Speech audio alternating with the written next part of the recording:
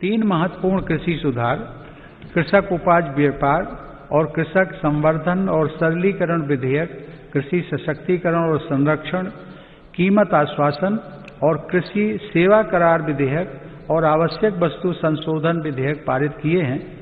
इन कृषि सुधारों का सबसे बड़ा लाभ भी 10 करोड़ से अधिक छोटे किसानों को तुरंत मिलना शुरू हुआ।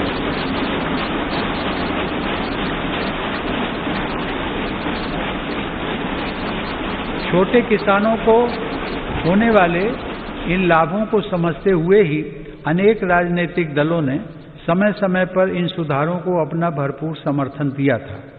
देश में अलग अलग फोरम पर देश के हर क्षेत्र में 2 दशकों से जिन सुधारों की चर्चा चल रही थी और जो मांग हो रही थी, वह सदन में चर्चा के दौरान भी परिलक्षित हुई।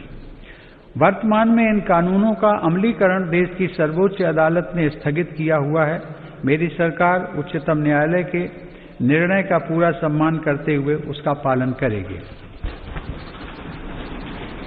लोकतंत्र और संविधान की मर्यादा को सर्वोपरि रखने वाली मेरी सरकार इन कानूनों के संदर्भ में पैदा किए गए भ्रम को दूर करने का निरंतर प्रयास कर रही है। मेरी सरकार ने लोकतंत्र में अभिव्यक्ति की आजादी और शांतिपूर्ण आंदोलनों का हमेशा सम्मान किया है, लेकिन पिछले दिनों हुआ तिरंगे और गणतंत्र दिवस जैसे पवित्र दिन का अपमान बहुत दुर्भाग्यपूर्ण है। जो संविधान हमें अभिव्यक्ति की आजादी का अधिकार देता है, वही संविधान हमें सिखाता है कि कानून और नियम का भी उतनी ही गंभीरता से पालन करना चाहिए।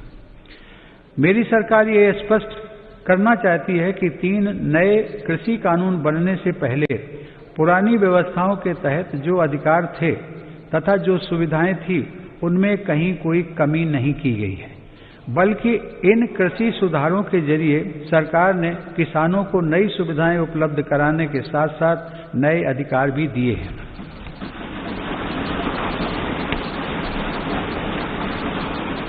माननीय सदस्यगण, कृषि को और लाभकारी बनाने के लिए मेरी सरकार आधुनिक कृषि इंफ्रास्ट्रक्चर पर भी विशेष ध्यान दे रही है।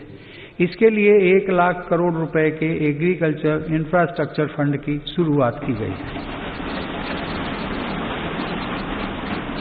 देश भर में शुरू की गई किसान रेल भारत के किसानों को नया बाजार उपलब्ध कराने में नया अध्याय लिख रही है। यह किसान रेल एक तरह से चलता फिरता कोल्ड स्टोरेज है।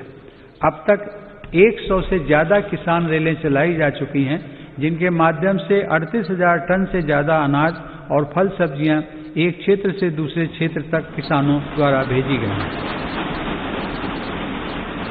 माननीय सदस्यगण, किसानों की आय बढ़ाने के लिए मेरी सरकार ने पशुधन को आय के स्रोत के रूप में स्थापित करने पर भी विशेष जोर दिया है।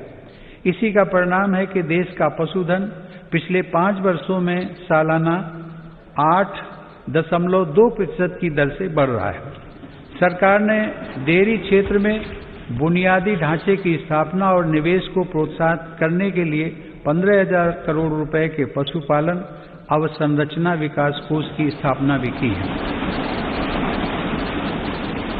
मेरी सरकार ने पशुपालन और मत्स्य पालन को भी कृषि क्षेत्र की तरह ही किसान क्रेडिट कार्ड की सुविधा दी है।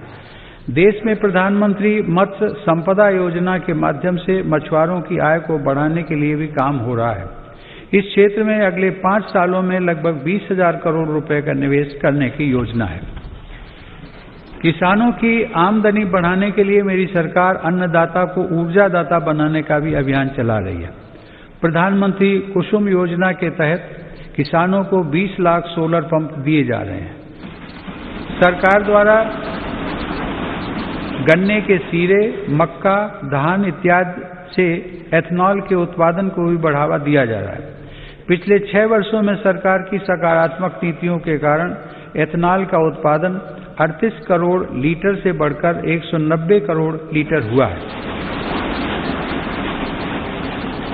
यह उत्पादन इस वर्ष बढ़कर 320 करोड़ लीटर तक हो जाएगा, ऐसी उम्मीद है। एथनॉल देश के किसानों की आय बढ़ाने का एक बड़ा जरिया बनकर उभर रहा है।